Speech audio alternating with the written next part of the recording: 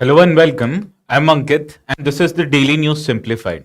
And in today's DNS, that is 4th of March, I'll be covering 7 important articles. Now the first article is on the India's three-stage nuclear program. So without any delay, I'll start off directly with the first article which appeared in the Hindu newspaper.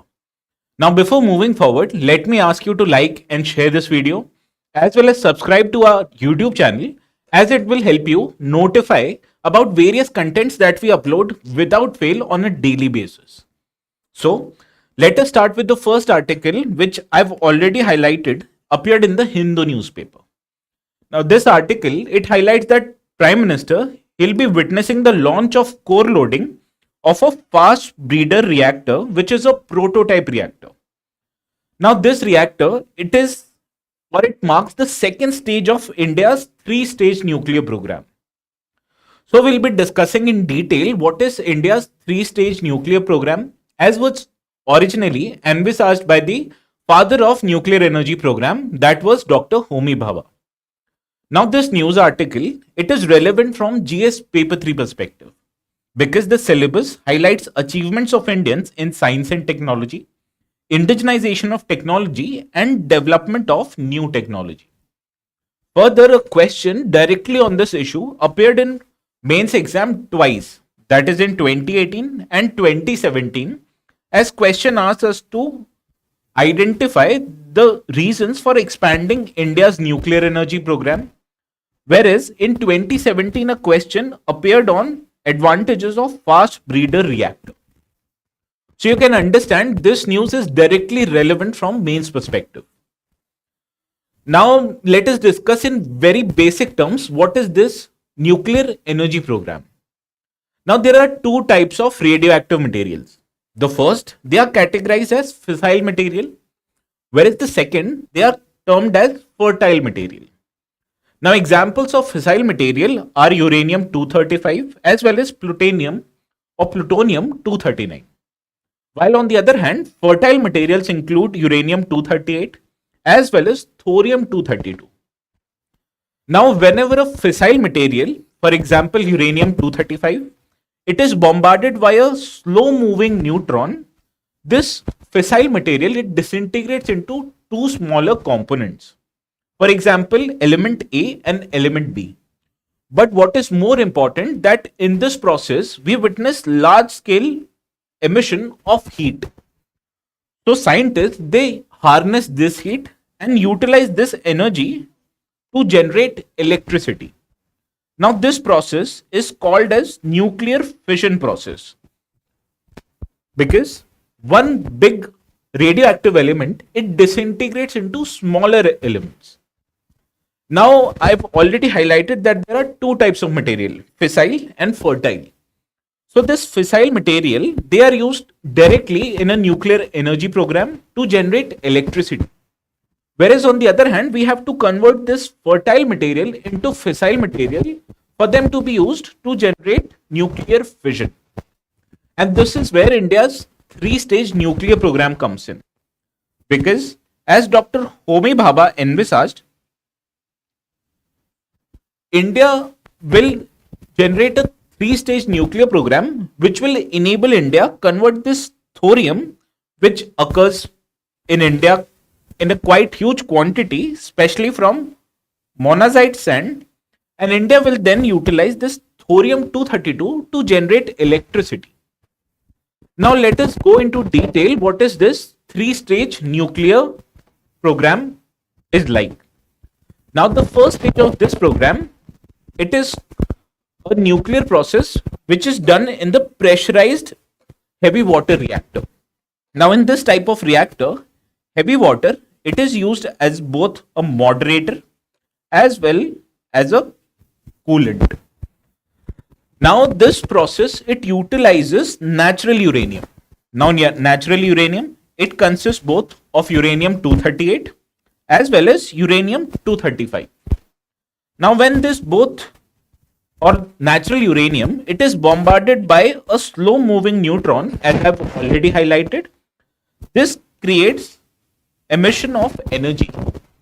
While on the other hand, this uranium 238 on bombardment with slow moving neutron, it generates plutonium 239. Now this very particular plutonium 239, it is used for second stage of India's nuclear program. Now this particular reaction, it occurs in first stage. Now moving on, the second stage, it utilizes a fast breeder reactor. Now in this fast breeder reactor, there is no moderator. Whereas on the other hand, liquid sodium, it is used as a coolant. Now again, in the stage 2 of nuclear reaction, what we witness is that the plutonium 239, which was generated in the first stage itself, it is used, and a slow moving neutron, it is bombarded on this plutonium 239, which in turn this plutonium 239 into energy, thus producing nuclear energy. Whereas on the other hand, we also utilized thorium 232 in this reaction. Now this thorium 232 is extracted from monzonite sand, and then when this thorium is bombarded by a fast moving neutron and not a slow moving neutron, this thorium is then converted into uranium 233. Now there's an important aspect in this particular kind of reactor, because we do not have any moderator. Thereby the fast moving neutrons, which is not slowed down because of absence of moderator, it is quite beneficial in converting this particular thorium into uranium.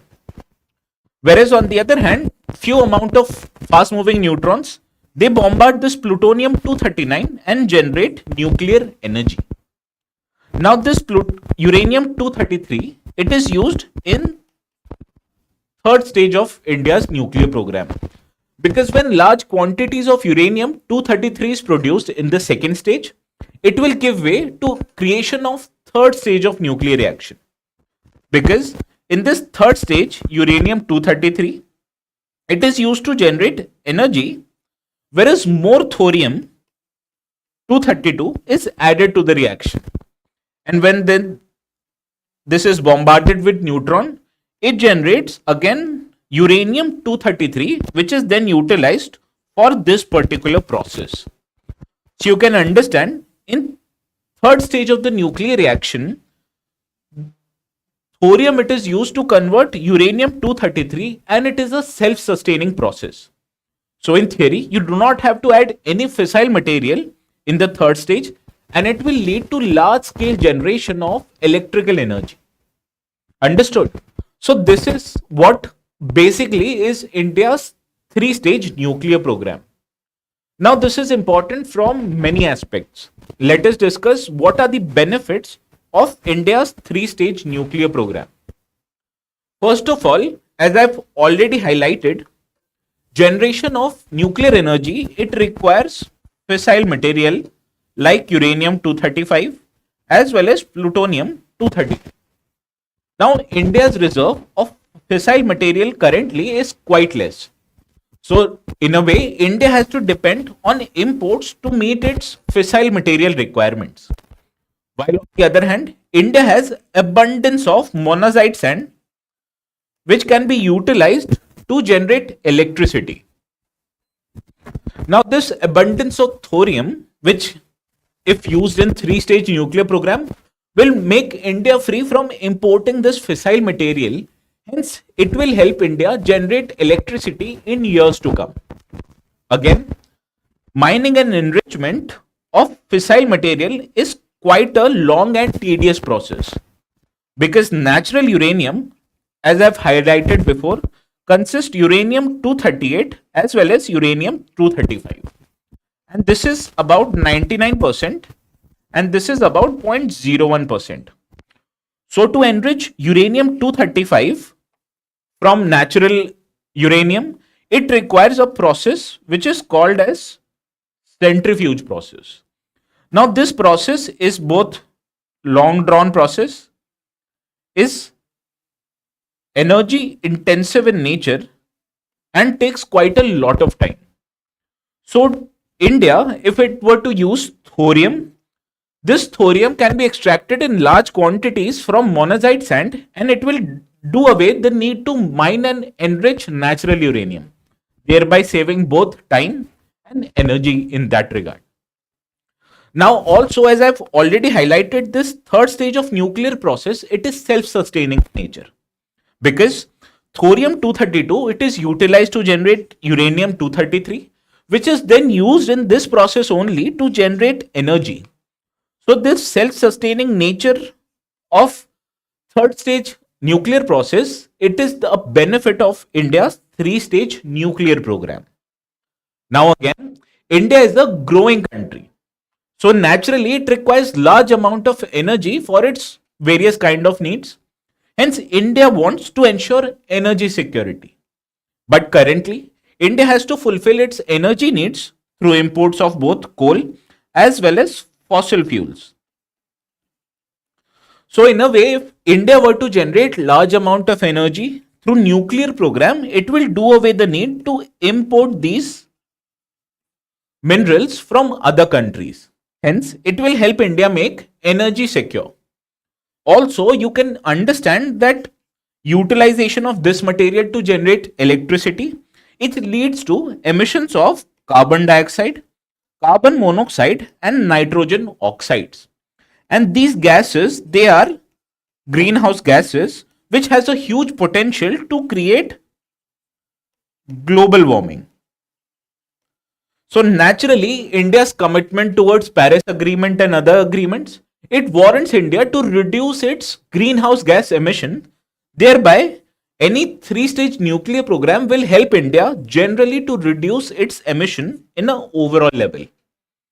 Further, achievements of India in nuclear energy, it also acts as a foreign policy tool.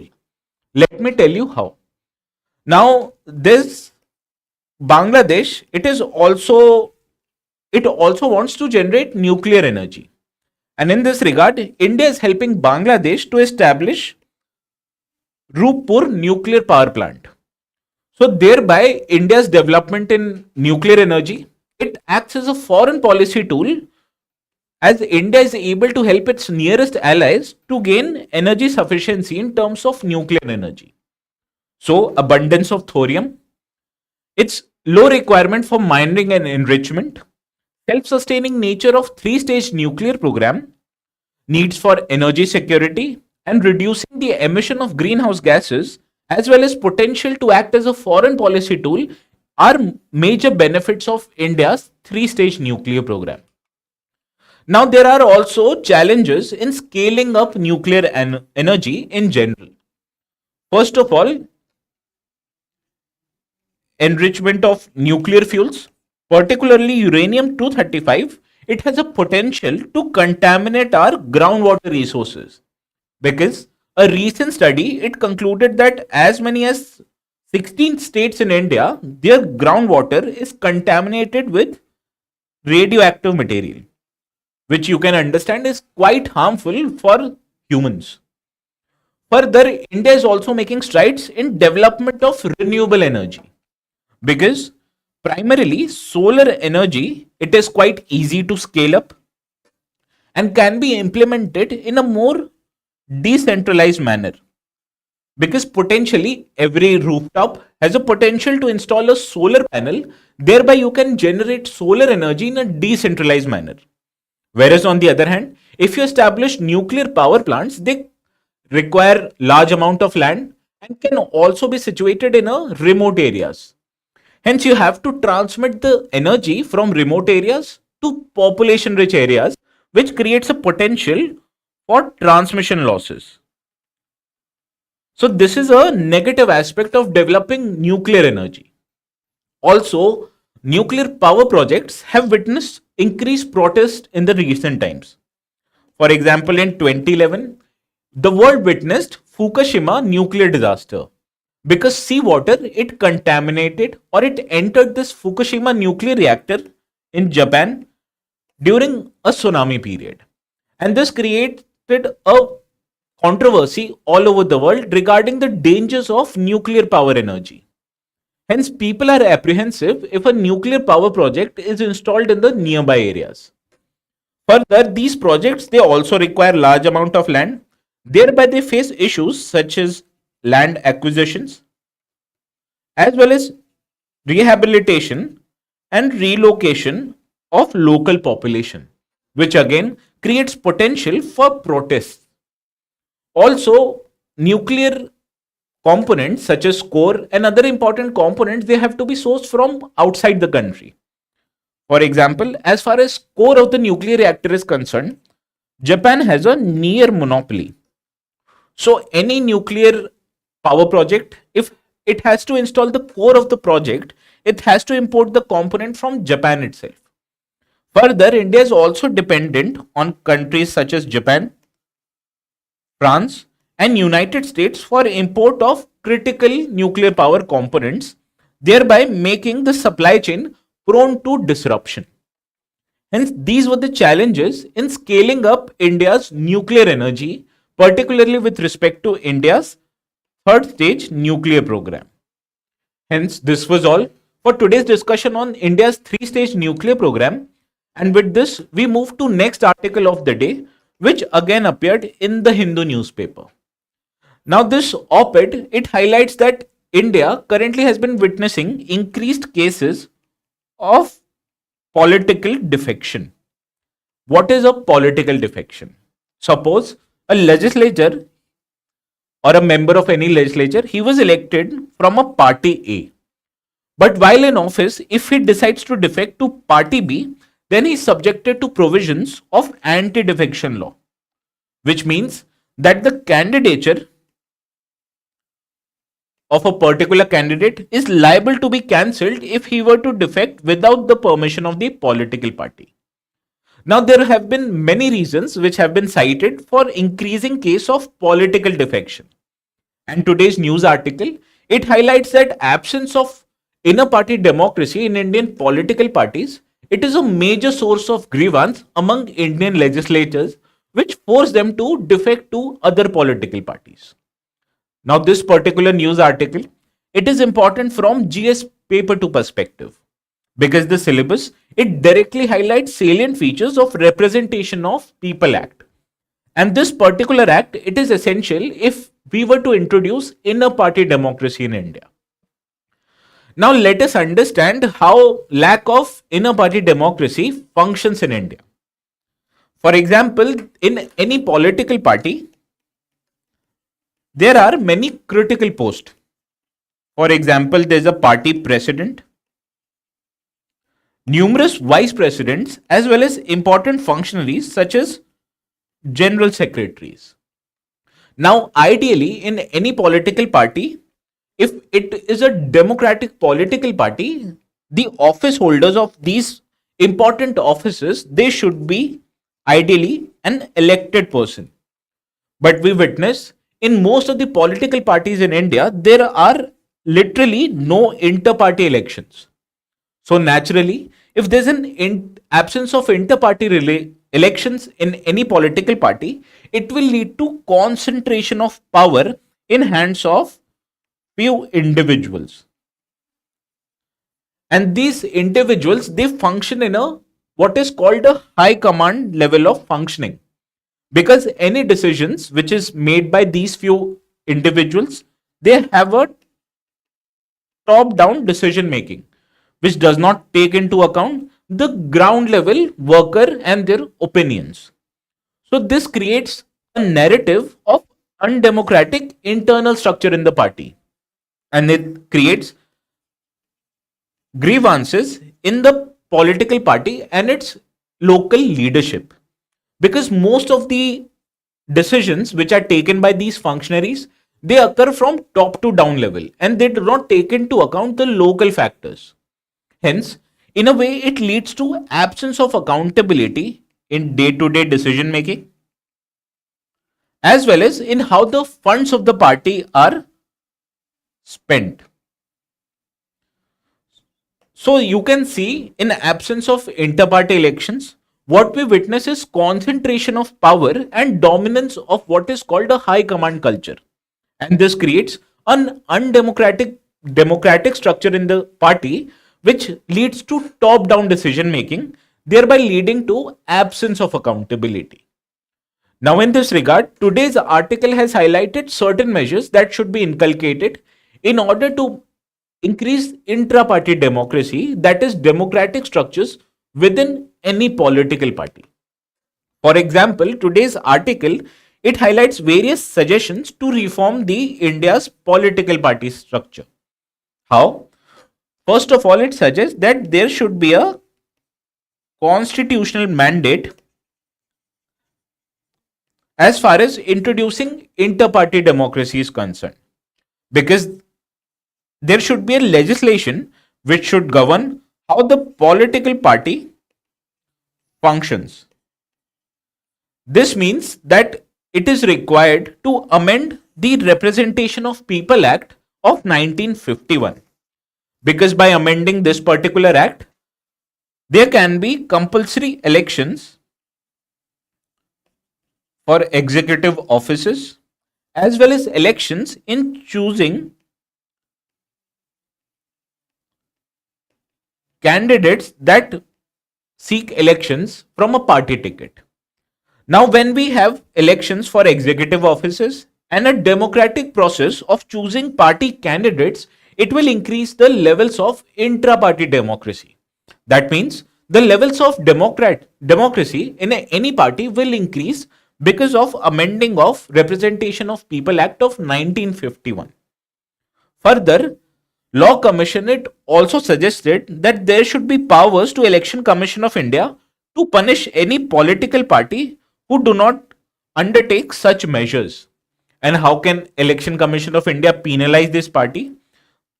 By imposing fines as well as deregistering any errant political party. So these were the suggestions, primarily that of Law Commission, in increasing intra-party democracy in India. Now with this, let us move to next article of the day, which again appeared in the Hindu newspaper. Now in general, in rural areas, we have a right-based access to work, and it is provided by Mahatma Gandhi National Rural Employment Guarantee Act, which is abbreviated as MNREGA. Now in this act, any adult who is seeking unskilled work, he or she will be provided work for 100 days in a year. Now this is currently existing in rural areas, but is there any equivalent scheme in urban areas? The answer obviously is no.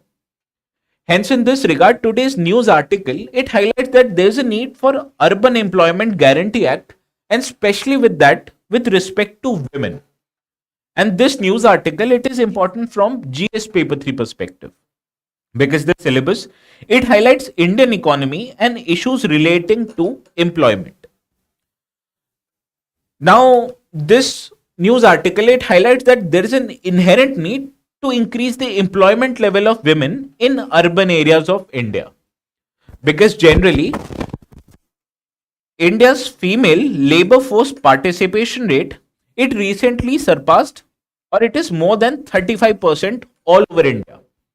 But when it comes to urban areas, India's female labor force participation is comparatively low. That is, it is around 22 to 23% as December of the year 2020. Now this highlights that level of participation of women in workforce in urban areas, it is lower than the national average. So naturally, from economic point of view, we have to increase India's female labor force participation rate in urban areas.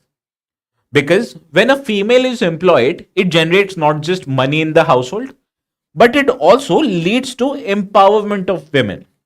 Thereby, there's a social rationale as well as economic rationale in increasing India's women labor force participation in urban areas. Because these measures will help India reduce gender gaps in its society. Further, as you may remember, India committed to sustainable development goals. Now, the sustainable level goal, that is goal 5, it envisages women empowerment. And how can you empower women? By giving them jobs. Hence, giving women jobs in urban areas will also help India meet its sustainable development goals, particularly that of Goal 5. Also, India's constitution, it mandates the government from directive principles of state policy, especially Article 39A, Article 39D, as well as Article subsection A, which wants the government to provide increasing avenues to increase women participation in workforce. Further, as the article highlights, education level of women, it is higher in urban areas. That is, about 25% of women in urban areas, they have a high school education, which is just 5% in rural areas. So you can understand, if a woman has a high level of education in a particular area, ideally she should be employed in a economic activity which will help her generate more income in the household. And by generating more income in the household, it will also strengthen her position in a social structure of the society. Thereby, giving women jobs is important from social as well as economic point of view. And in this regard, today's article, it gives certain proposals. That is, it highlights that India needs to empower, or it needs to bring an urban, rural, or urban employment guarantee act for women. And in this regard, it has given few suggestions. First of all, this article, it proposes that women, or any initiative for providing jobs to women, it should involve the local community in general. And further, any program management staff should consist at least 50% of women. Because by decentralizing the provision of jobs for women, it will not just help women strengthen their economic needs, but it will also provide them with social avenues. Further, there should be provisions of childcare as well as transportation support to women. And this could be done by construction of creches, providing them with public transport, as well as providing them with jobs in near vicinity. That is, in and around 5 kilometers of their residences. Further, there should also be avenues to provide skill development for women, and this should be done through information facilitation center, because then this center, they will help not just give the current level of skills of the women, but will also help them achieve higher levels of skill, which will enable these women to gain increased employment. Further, to assess the impact of this scheme, there is a need for social audit. But most importantly, in this news article, it is highlighted that this social audit should be covered or should be done by at least 50% of women. And any committee, it should consist at least half number of women. So this article, it gives also a important example. For example, in Karnataka, there's a mission called Swachh Vehicles. And this initiative, it is done in an entire manner by just women. Where women in Karnataka, they are solely responsible for entire or ensuring the entire supply chain of waste management, which is also an example of how you should provide jobs to women. So this was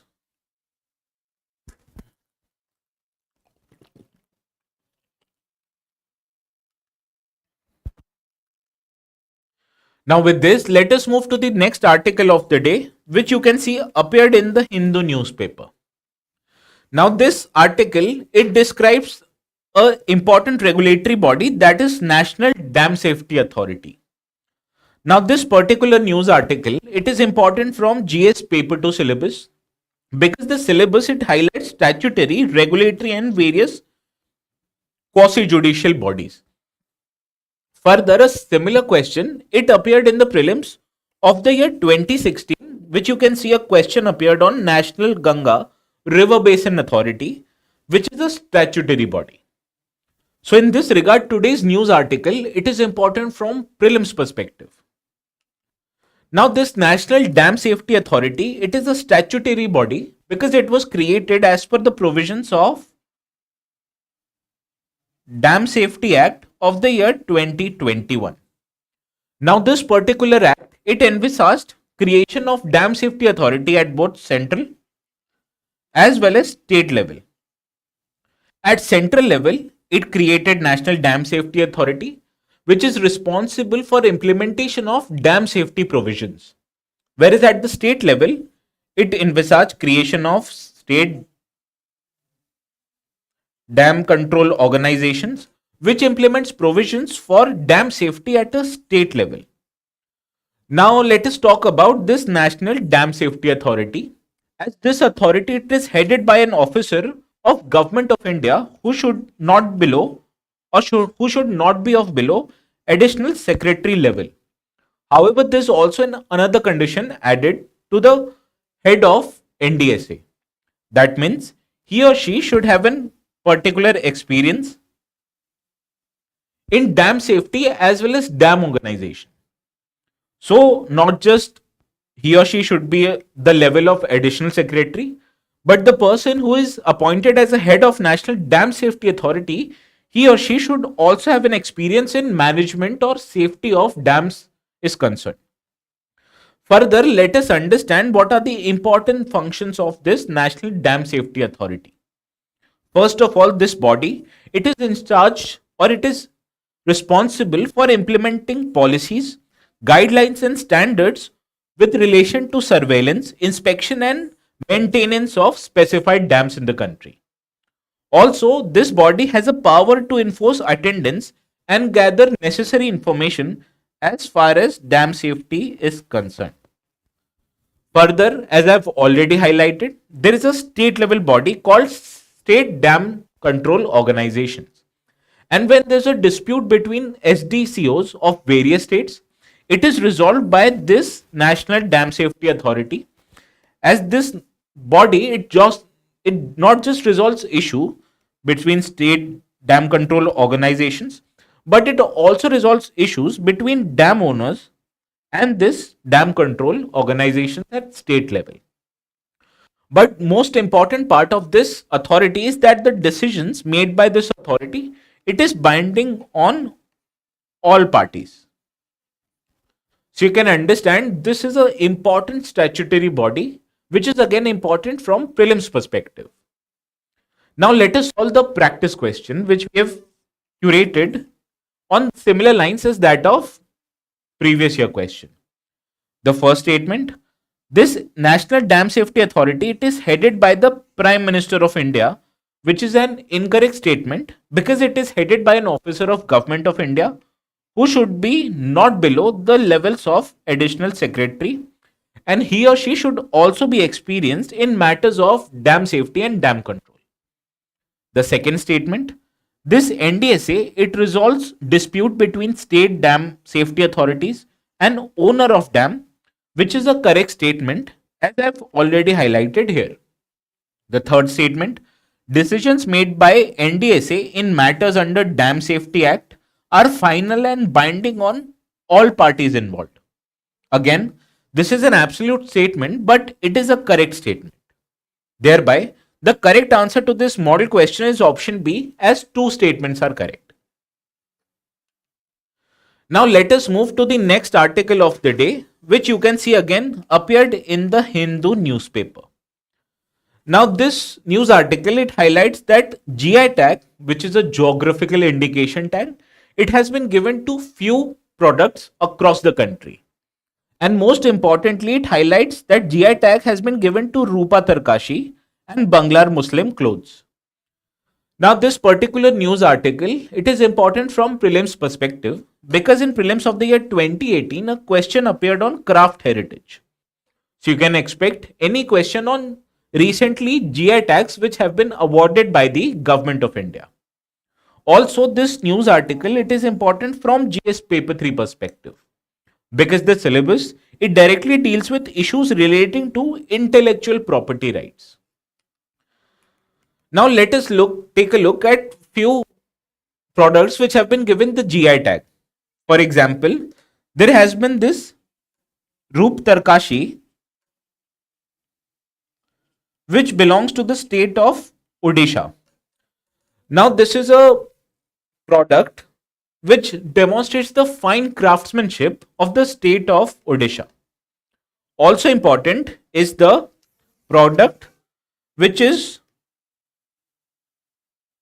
Banglar muslin cloth, which belongs to the state of West Bengal. Further, as you can see, this is also a product called Kutch Rogan craft, which, as the name highlights, belongs to the state of Gujarat.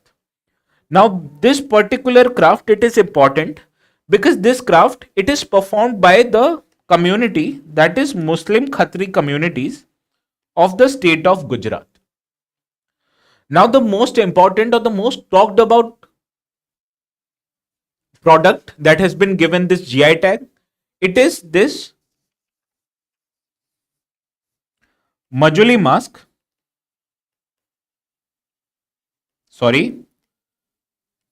This is Majuli manuscript painting, and this is Majuli mask. Now both of these products, they belong to the state of Assam. Now it is also important from India's cultural heritage point of view, and let me tell you how. Because both of these products, they belong to the Neo-Vaishnavite community of Assam,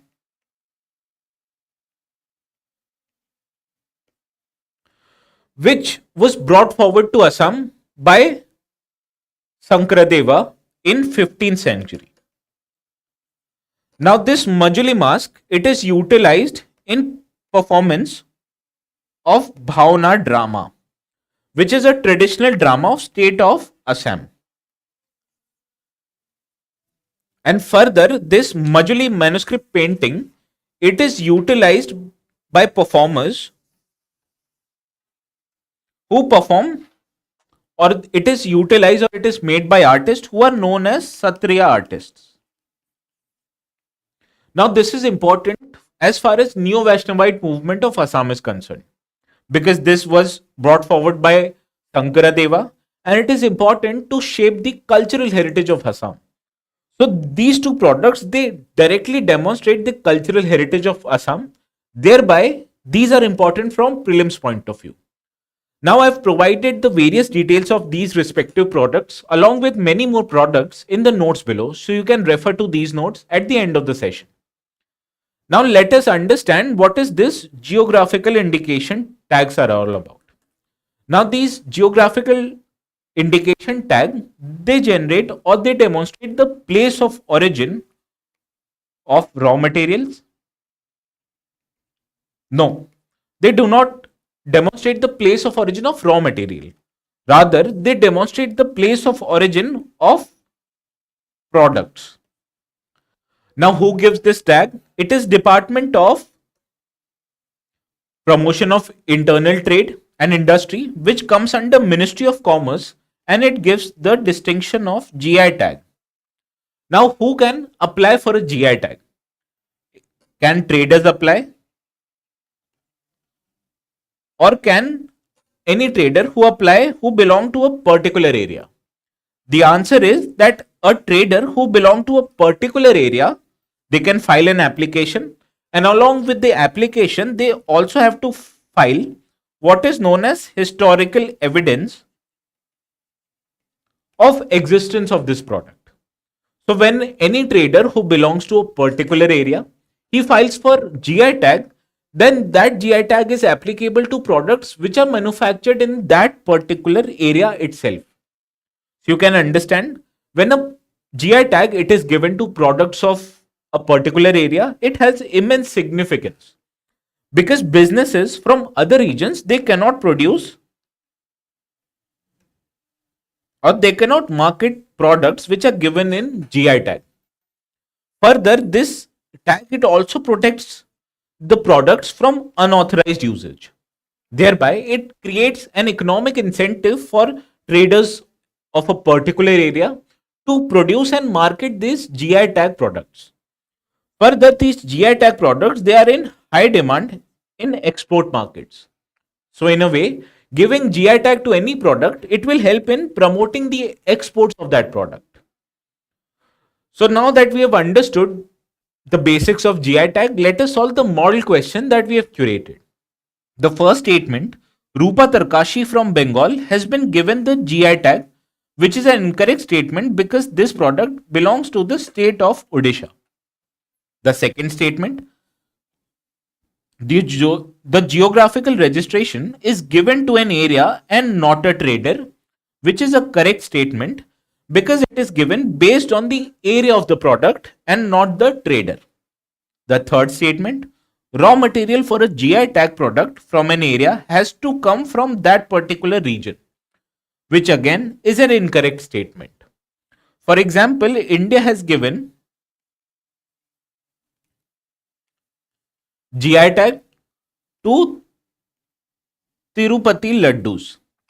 Now it is not necessary for, say, a raw material, that is ghee, to come from a particular region.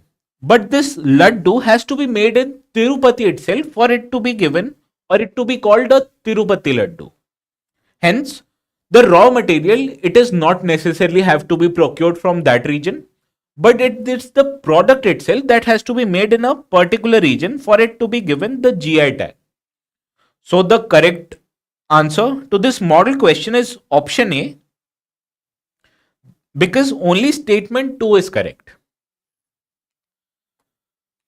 Now let us move to another news article which you can see appeared in the Indian Express newspaper in the op-ed section. Now this particular news article, it highlights that India recently, it started what is known as BBIN Initiative.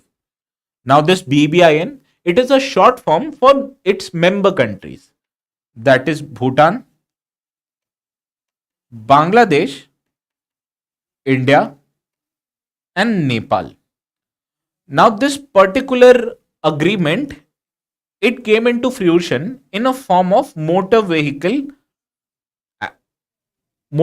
agreement which provided for movement of motor vehicle across these four countries. Now in today's news article, it is highlighted that these member countries, they want to create a railway network. Now naturally, any railway network, it will increase the movement of people as well as goods across this region, thereby creating what is known as economic integration of the region. Now this is important as far as development of South Asia is concerned. And also these nations are important Indian allies.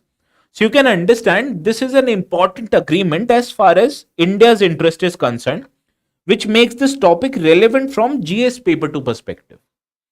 Further, India's initiative to increase connectivity between its neighboring countries, it was a subject of a prelims question in the year 2023 itself. Because you can see East-West corridor, trilateral highway with Manipur and Thailand and Myanmar, as well as Bangladesh, China, India, Myanmar economic corridor, it was a subject of this previous year question.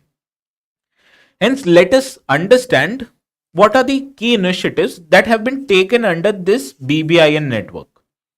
Now, India has railway links with Nepal, Bhutan and Bangladesh, and these are the examples of railway link. Now, let us solve the model question. Consider the following statement. With reference to India's project on connectivity, consider the following statements. The first statement, Kokrajhar and Gilifu is a proposed railway line between India and Bhutan. As you can see, this is a proposed railway line between India and Bhutan. Thereby, statement 1 is a correct statement. Whereas, moving on to statement 2, Nautanwa and Bhairwa is a cross-border railway link between India and Bangladesh, which you can see from this explanation, it is an initiative between India and Nepal, which makes this second statement incorrect. Whereas the third statement, Benapole and Petropole is a railway link between India and Nepal, which you can see is an incorrect statement because it is a railway link between India and Bangladesh. Now, how many of the above statement are correct? And the correct answer to this question is option A, is as only statement 1 was correct.